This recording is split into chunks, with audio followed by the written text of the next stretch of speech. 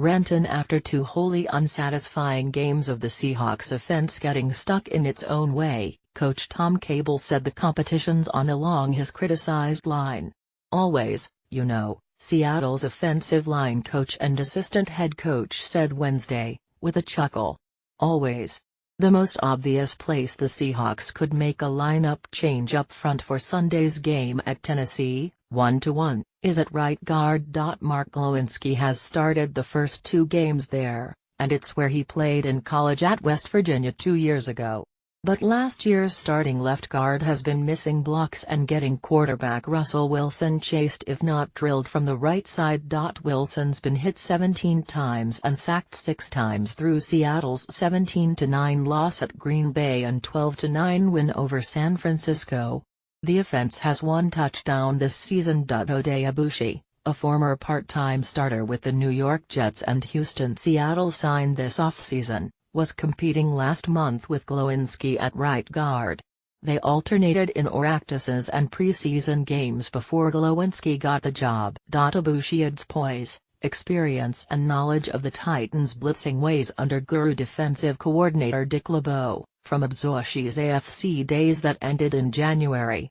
We will certainly find out this week with competition where we go with that, Cable said of right guard. That's as close to a hint of a change a coach is going to give during a game week. Head coach Pete Carroll was asked if there were going to be any changes on the offensive line before the Tennessee game. He didn't say no, as he has in past weeks. Got to wait and see, Carroll said. Competition. Competing this week. Change might be a great idea this week in particular. The Titans and LeBeau, a former Blitzboro Steelers fame, bring pressure from varying fronts, with guys seemingly coming out of the linebacking group, the secondary, even section 124 to hound opposing quarterbacks. If the Seahawks aren't straight on their assignments, their footwork, their leverage, their quickness and just their plain blocking overall, Wilson is likely to have a long, potentially painful Sunday in Nashville. Cable said the team is weighing getting continuity from having the same 5 starters for consecutive games with making changes to avoid consecutive, substandard performances. Those are what the Seahawks have mostly gotten up front in the first 2 games. What good's continuity if you are continuing to miss blocks? That's what you are battling, Cable said. But you've got to continue to get them to compete, until that gets done. Until you know. So, I asked, you don't know yet? Cable shrugged. We're working at it, he said.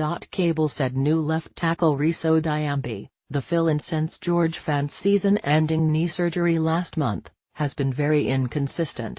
He's had really good stretches, but the thing that jumps out at me is early in the game. That's when he's been really inconsistent. The later the game's gone the better he's been. So we are trying to really focus him on getting dialed in from the get-go with him. Fant posted a picture on his social media accounts Wednesday showing his progress since surgery. Savage Mode 74, a post shared by George Fant, at George_Fant44, on September 20, 2017 at 10:33 a.m. Tsable said the team is working with right tackle Germain Ifedi on his timing on snaps. The coach acknowledged Ifedi could have been called for many false starts so far this season for coming out of his stance too early in an effort to get quicker to the outside against edge rushers. Left guard Luke Joeckel was out of practice Wednesday resting his left knee he had surgically repaired in October when he was playing for Jacksonville. So the only Seahawks blocker without a clearly defined issue is Justin Britt. That's why last season's Pro Bowl alternate got a $27 million contract extension last month. But there aren't 5 Brits to go around. Last weekend against the 49ers, the Seahawks had just 2 field goals into the fourth quarter and were destined for a second consecutive game with fewer than 300 total yards. Then Wilson took it upon himself to run on pass calls to extend the decisive drive that ended with his magical play for the go-ahead touchdown pass to Paul Richardson. And rookie Chris Carson rushed 5 times for 41 yards and 3 first downs to exhaust the final 4:47 on the clock and seal the win. I thought I saw a much better second half and obviously a really good finish to the game, Cable said.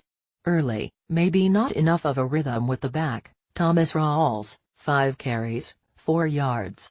Some misreads of running lanes.